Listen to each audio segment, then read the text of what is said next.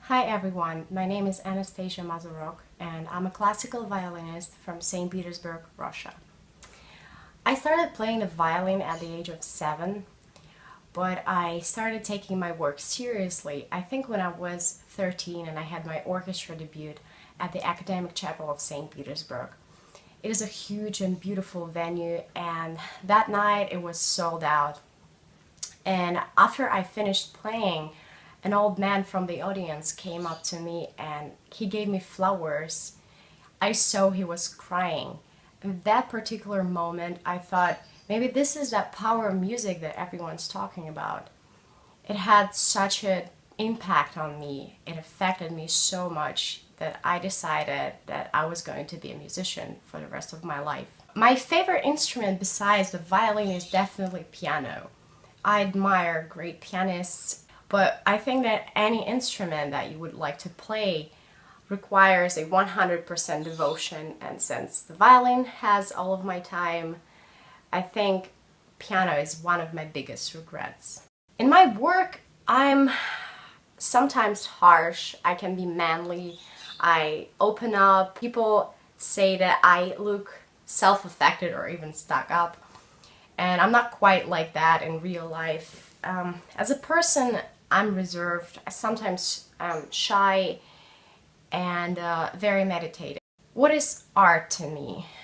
I think I define art as passion. Artists that inspire me the most, well, I have three people that inspire me the most.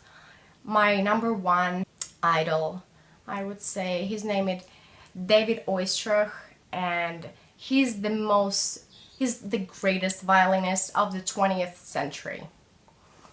The two others are Anne-Sophie Mutter and Maxim Vengerov.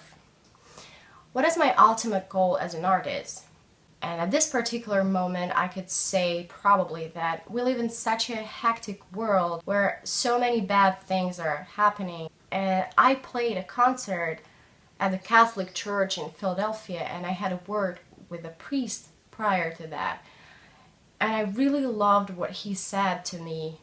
He said that people that go on streets and shoot each other, they do it not because they want to, obviously, but because they're hopeless for the future. And what we should do, we should step up educational work. And music is a part of this education. Music, especially classical music, has this power.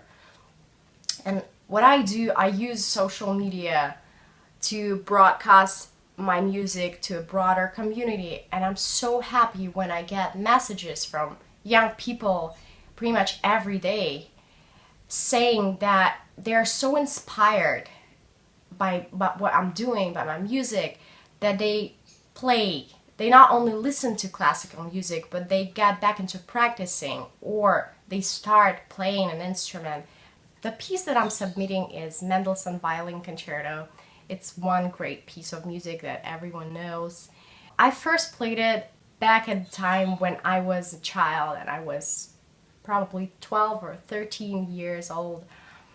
Now it's really amazing to observe how much I've grown up and how much I've changed, obviously. But this music has grown up with me. It has gone a long way, and this is probably one of the greatest feelings one can ever get as a musician. My favorite interpretation of this music is Oistrakh's interpretation. His projection was absolutely amazing. His sound and his feeling, he was such a great and deep musician. But I think he was never too sweet. And in this music, one can be sweet. One can be super sweet. This is what you need. This is what this music requires, in a way.